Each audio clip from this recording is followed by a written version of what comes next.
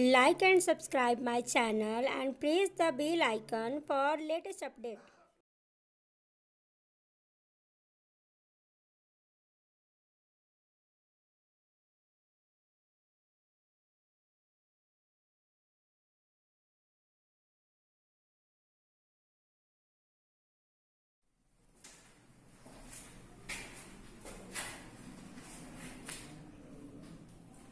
संकल्प educational institute Dinara के YouTube channel में आप सभी का स्वागत है।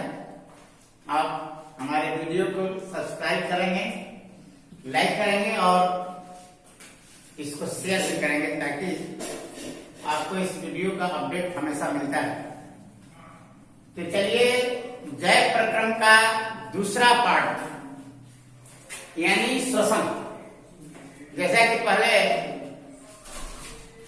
वीडियो में हमने बताया था आपको कि जय प्रक्रम का सबसे पहला पोर्शन हम लोग पढ़ चुके हैं।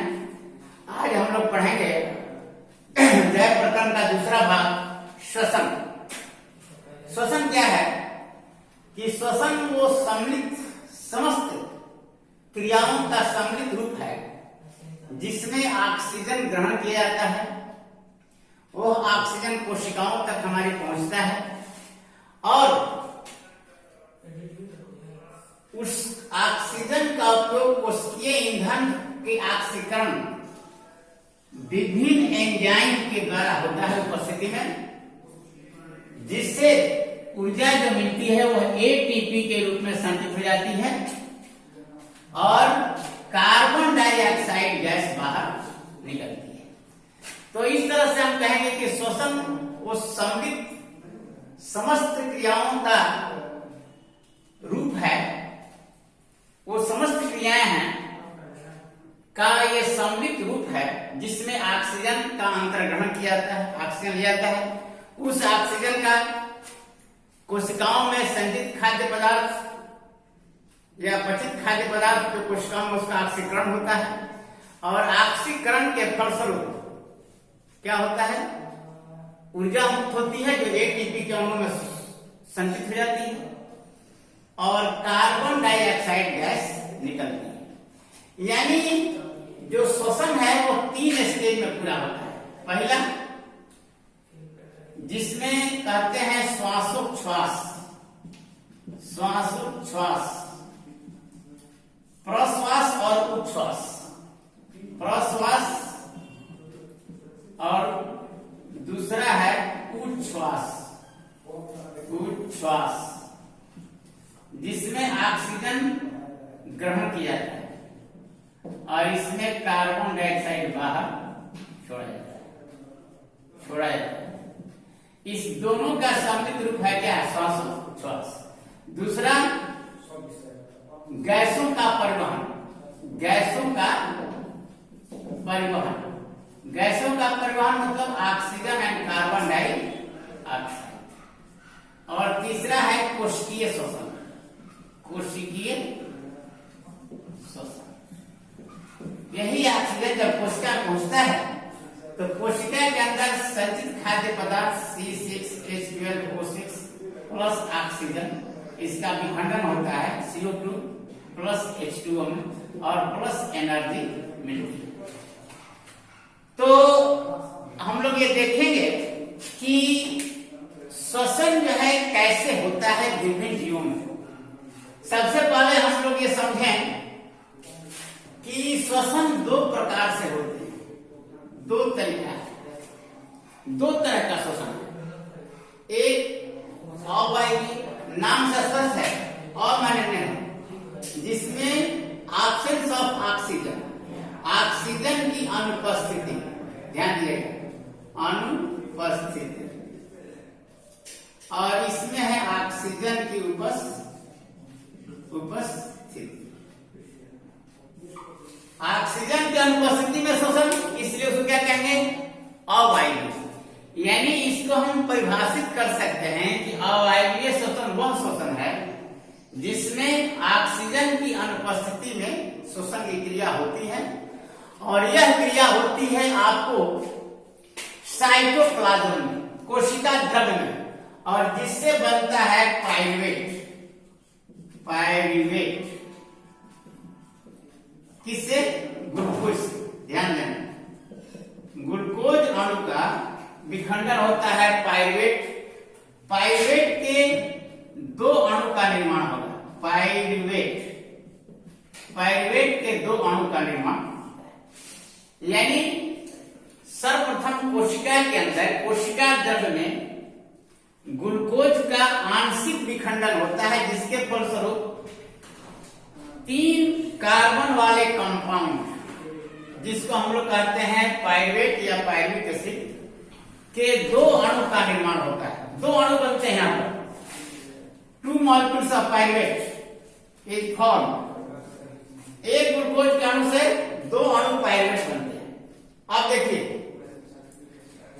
पाइरुवेट बनने के बाद कभी कभी ऐसा प्रश्न पूछता है कि पाइरुवेट बनने के बाद उसका फेट क्या होगा, भविष्य क्या होगा। तो देखिए, यहां पर हमने एक चार्ट बनाया है कि ग्लूकोज कोशिका द्रव्य में, देखिए कोशिका द्रव्य में ग्लूकोज पाइरुवेट में टूट जाता है। 2 अणु पाइरुवेट के बनते हैं, 2 अणु। अब अगर कोशिका को ऑक्सीजन नहीं मिली, समझ लीजिए यहां पर हमने 3 लाइन खींचा है। अगर वो प्लांट है, जैसे ईस्ट है और पाइरुवेट बनने के बाद उसको ऑक्सीजन नहीं मिला, तो वह किसमें बदल जाता है? एथेनॉल में। एथेनॉल का मतलब C2H5OH, एथिल अल्कोहल और plus carbon dioxide. Ethanol C2H5OH यानी C2H5OH प्लस CO2। यहां पर ये बन रहा है आपका एथेनॉल और कार्बन डाइऑक्साइड। इस क्रिया को कहते हैं किण्वन।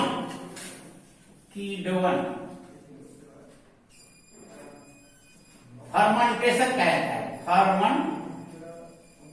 फर्मेंटेशन। ये पौधों के केस में अधिकतर होता है जब ऑक्सीजन उपलब्ध नहीं रहता है। तो यह पाइरुवेट यहाँ पर लिखा हुआ ऑक्सीजन की उपस्थिति में, ईस्ट में, ये कन्वर्ट हो जाता है किसमें? एथेनॉल और ऑक्सीजन, कार्बन डाइऑक्साइड। इस क्रिया को हम फर्मेंटेशन भी कहते हैं, किण्वन भी कहते हैं। अगर यही स्थिति रही किसमें? मनुष्य में या अन्य जंतुओं में, जैसे बैक्टीरिया भी ऑक्सीजन की अनुपस्थिति में जीवित रहते हैं, तो उस स्थिति में जैसे हम लोग काफी रनिंग करते हैं, साइकिलिंग करते हैं, या बहुत दूर लंबी दौड़ लगाते हैं, या बहुत दूर पैदल चलते हैं, तो हमारी पेशियों में दर्द होने लगता है। ये क्वेश्चन पूछता है कि लगातार साइकिलिंग करने से, लगातार दौड़ने से हमारी पेशियों में दर्द क्यों होने लगता है? बहुत इंपॉर्टेंट क्वेश्चन है। तो कहना होगा कि हमारी पेशियों को ऑक्सीजन की लगातार आपूर्ति नहीं हो पाती। जब ऑक्सीजन की लगातार आपूर्ति नहीं होता है, उस स्थिति में यह पाइरुवेट कन्वर्ट हो जाता है लैक्टिक अम्ल, that converted into lactic acid. ये लैक्टिक एसिड में कन्वर्ट हो जाता है। और due to deposition of lactic acid, इसी लैक्टिक एसिड के जमाव के कारण हमारी मांसपेशियों में क्रैम्प होने लगता है। उसे कहते हैं क्रैम्प, पेशियों में दर्द होने लगता है लैक्टिक एसिड के जमाव के कारण। ये पूछा जाता है कि क्यों? तो कहना होगा कि लगातार पेशियों को जब ऑक्सीजन नहीं मिलती है, उस स्थिति में पाइरुवेट कन्वर्ट हो जाता है किसमें? लैक्टिक अम्ल। और इसी लैक्टिक अम्ल के जमाव के कारण हमारी पेशियों में दर्द होने लगता है। अब तीसरी स्थिति क्या है कि अगर ऑक्सीजन पर्याप्त मात्रा में कोशिका को मिलता है, तो क्या होगा? तुरंत पाइरुवेट ऑक्सीजन की उपस्थिति में किसमें कन्वर्ट हो जाएगा? कार्बन डाइऑक्साइड और जल में, और बहुत अधिक मात्रा में आपको ऊष्मा उत्सर्जित होगी, निकलेगी। तो ये होता है माइटोकॉन्ड्रिया। हमने यहां लिखा है माइटोकॉन्ड्रिया, यानी जो वायवीय शोषण है उसकी क्रिया कहाँ होती है? माइटोकॉन्ड्रिया में। तो ये पॉइंट आपको याद रखना है कि अवायवीय शोषण क्या नाम होता है? अवायवीय शोषण होता है कोशिका द्रव्य में। याद रखना, कोशिका द्रव्य में। और वायवीय शोषण की पूरी प्रक्रिया कंप्लीट होती है किसमें? माइटोकॉन्ड्रिया में। माइटोकॉन्ड्रिया वहां पर इस पाइरुवेट का पूर्ण रूप से विखंडन हो जाता है और जिससे क्या बनता है? पहले अवायवीय शोषण में ग्लूकोज से क्या बना? पाइरुवेट, 2 अणु पाइरुवेट, और फिर ये पाइरुवेट माइटोकॉन्ड्रिया प्रवेश किया तो यहाँ पर ये टूट जाता है कार्बन डाइऑक्साइड वाटर में और एनर्जी होती है। तो वायवीय शोषण वह शोषण है जो ऑक्सीजन की उपस्थिति में होता है। ध्यान दीजिए, तो यहाँ पर कार्बन डाइऑक्साइड, जल और ऊर्जा मुक्त होती है। यही ऊर्जा का हम इस्तेमाल करते हैं, हमारी कोशिका इस्तेमाल करती है। कंप्लीट ऑक्सीडेशन हो जाता है माइटोकॉन्ड्रिया। अब माइटोकॉन्ड्रिया यहाँ है, सीधे माइटोकॉन्ड्रिया में ये प्रवेश करता है और यहाँ पर इसका कंप्लीट विखंडन हो जाता है। तो ये आपने देख लिया कि अवायवीय शोषण के द्वारा बना हुआ ग्लूकोज पाइरुवेट, ये इसके 3 फेट हो सकते हैं।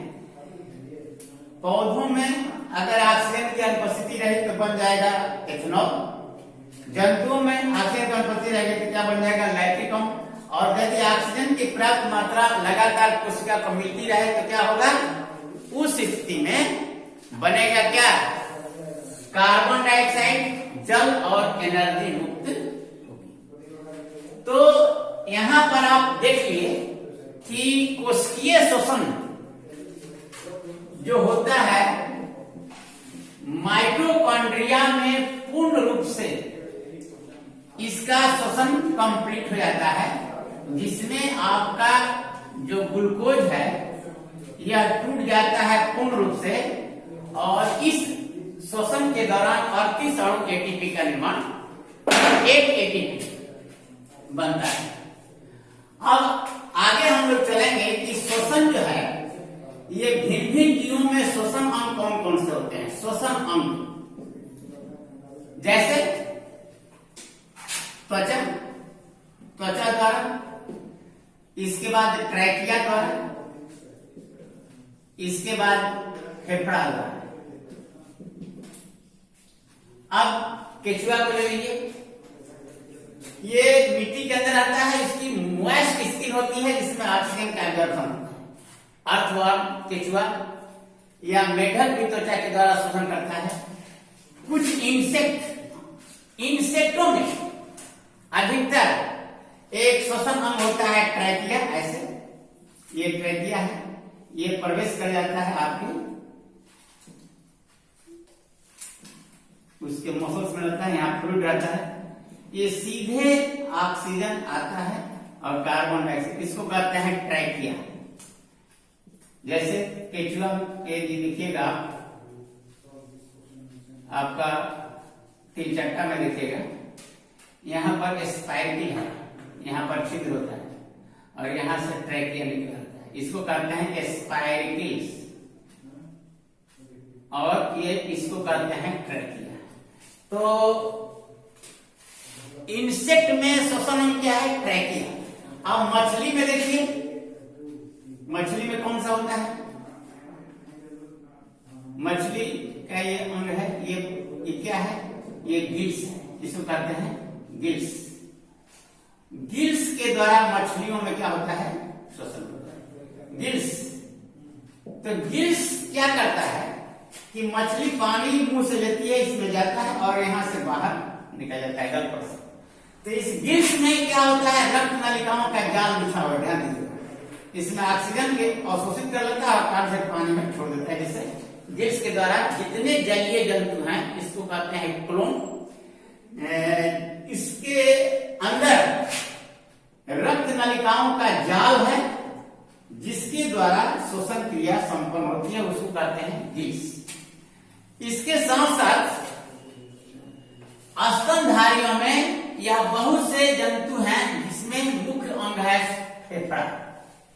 फेफड़ा द्वारा श्वसन क्रिया होती है और फेफड़ा द्वारा यहां हम दिखाए हैं मानव का श्वसन तंत्र, मानव का श्वसन तंत्र,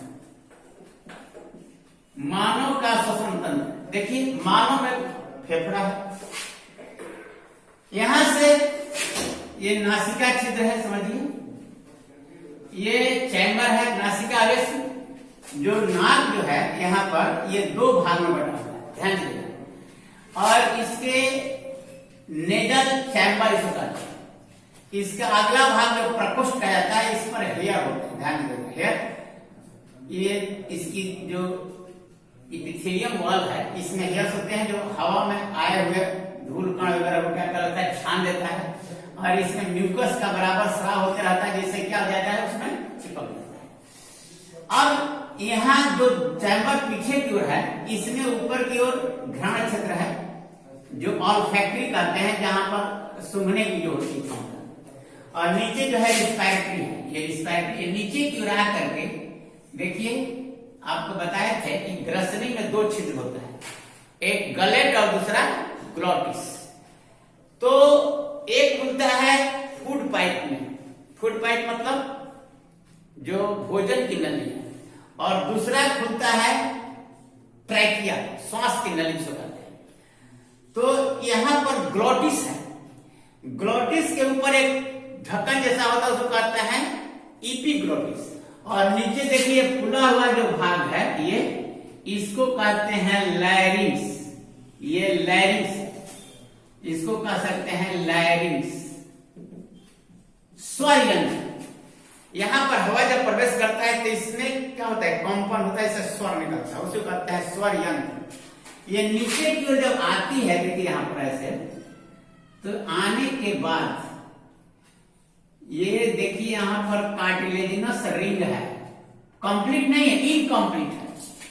ये इसकी नली को पिचकने नहीं देता है, ध्यान दीजिएगा, पिचकने नहीं देता है। इसे दबाइएगा और छोड़िएगा तो फिर अपने जगह पर आएगा। ये कार्टिलेजिनस उपास्थि की बनी हुई सी शेप माने अपूर्ण वाला है, ध्यान दीजिएगा, अपूर्ण वाला, कंप्लीट नहीं, अपूर्ण।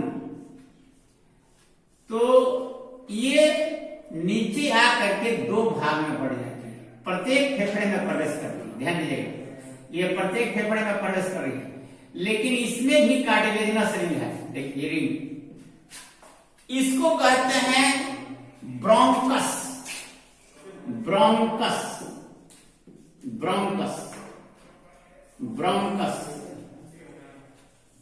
और प्लूरल हो जाएगा ब्रोंकाई।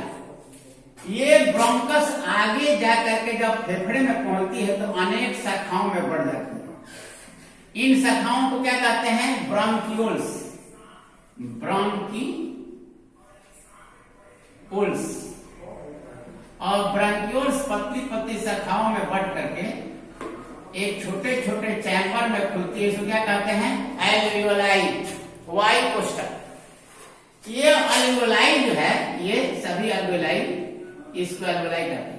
इसमें देखिए ऐसे ये आ गया, ये एल्वियोलाई है, इधर से रक्त नलिका आ रही है, इधर से रक्त नलिका आ रही है, दोनों मिल जा रही है, यहाँ पर ये जाल बन रहा है। ये क्या है, वायु कोष्ठिका है, वायु कोष्ठिका। ये एल्वियोलर डक्ट है, एल्वियोलर, एल्वियोलर डक्ट, यह नलिका या वायु कोष्ठिका नलिका कह सकते हैं इसको, सीधे वायु कोष्ठिका, वायु कोष्ठिका नलिका। अब यहाँ पर रक्त का जाल है, यहाँ पर ऑक्सीजन आएगा जो ये रक्त में चला जाएगा और रक्त से पूरे शरीर में चला जाएगा। अब देखिए यहाँ पर ये जो फेफड़ा जो है, दो फेफड़ा है गुलाबी कलर का, ये स्पंजी होता है बिल्कुल, और एक झिल्ली से घिरा रहता है, उसको पैराइटल पिलुरा कहते हैं, यहाँ पर लिखा हुआ पैराइटल पिलुरा।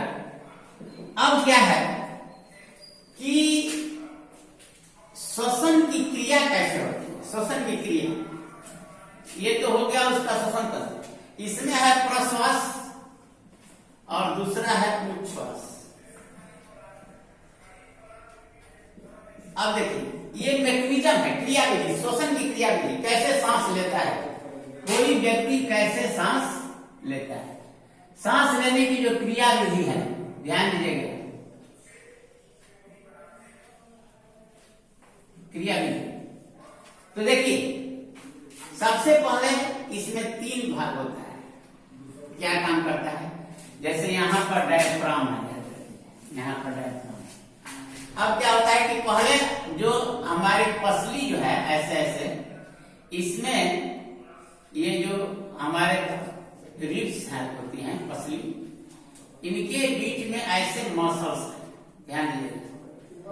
ये मसल्स में संकुचन होता है और साथ ही साथ डायफ्राम की पेशियों और उदर की पेशियों, जिसके कारण ये जब संकुचित होता है तो डायफ्राम के कारण ये हमारा आगे की ओर फैल जाता है और डायफ्राम नीचे की ओर, तीनों की एक संतुलन।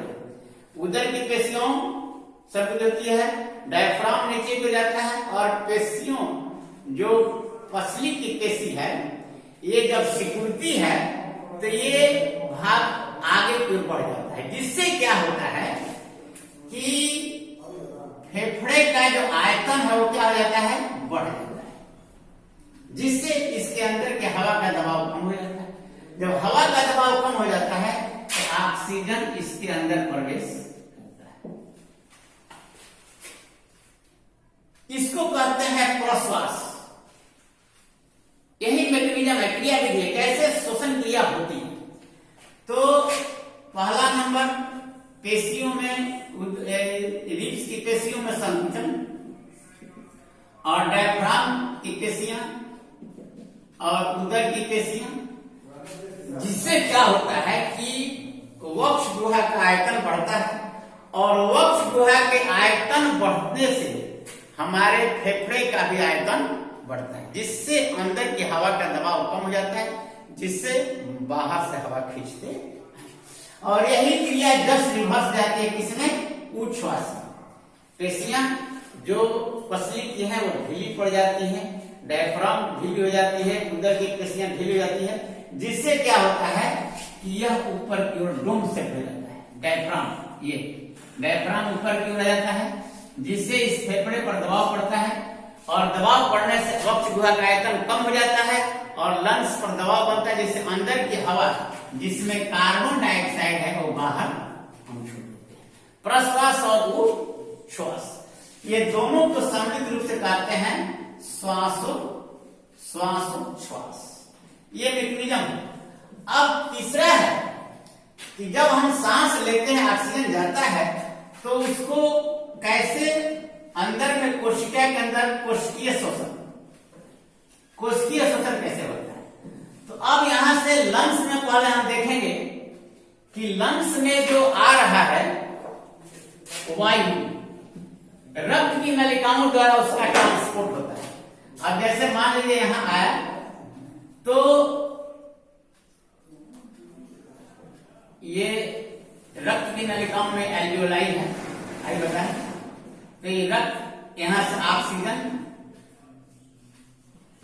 कार्बन डाइऑक्साइड इसमें अंदर चला गया, कार्बन डाइऑक्साइड छोड़ दिया और क्या ले लिया? ऑक्सीजन। और ऑक्सीजन रक्त से होता हुआ शरीर के समस्त अंगों में, सेल में, कोशिका में चला और कार्बन डाइऑक्साइड इसमें रह गया। कार्बन डाइऑक्साइड सीधे ऐसे होकर के बाहर दिख जाता है। तो कोशिका में जब जाता है वहां पर ध्यान दीजिएगा, तो ऑक्सीजन कैसे जाता है? ब्लड के हीमोग्लोबिन से मिलता है, हीमोग्लोबिन से, और ऑक्सी हीमोग्लोबिन बनाता है, ऑक्सी हीमोग्लोबिन। अब ऑक्सी हीमोग्लोबिन के रूप में पहुंचा, वहां पर जाने पर ऑक्सीजन दे दिया कोशिका, ठीक है।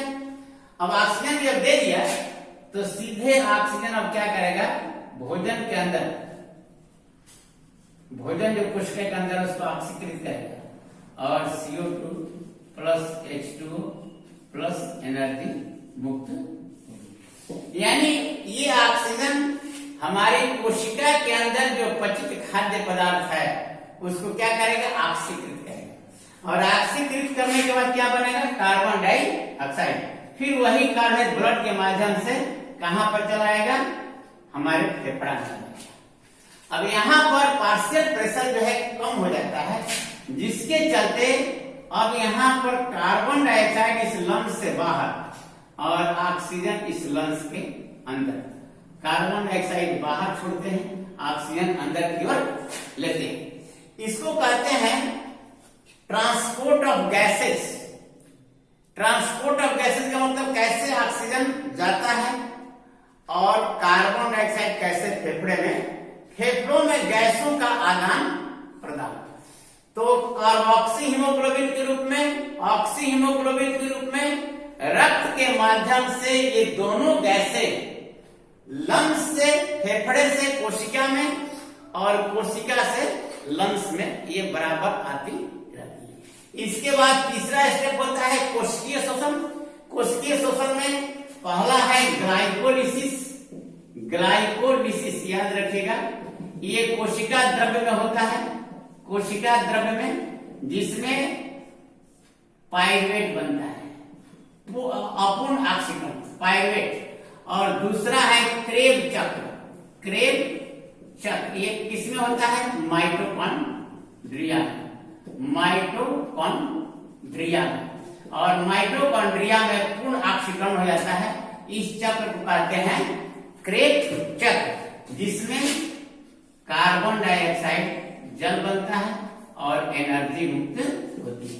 तो इस प्रकार जो ये दो चक्र है, ग्लाइकोलिसिस और क्रेब चक्र, पूछा जा सकता है कि माइटोकॉन्ड्रिया में वायवीय श्वसन का पूरा कंप्लीट हो जाता है, लेकिन अवायवीय श्वसन जो ग्लाइकोलिसिस की क्रिया है, यानी ग्लूकोज का जो अपूर्ण विखंडन होता है, वो कहाँ होता है, कोशिका द्रव्य के अंदर।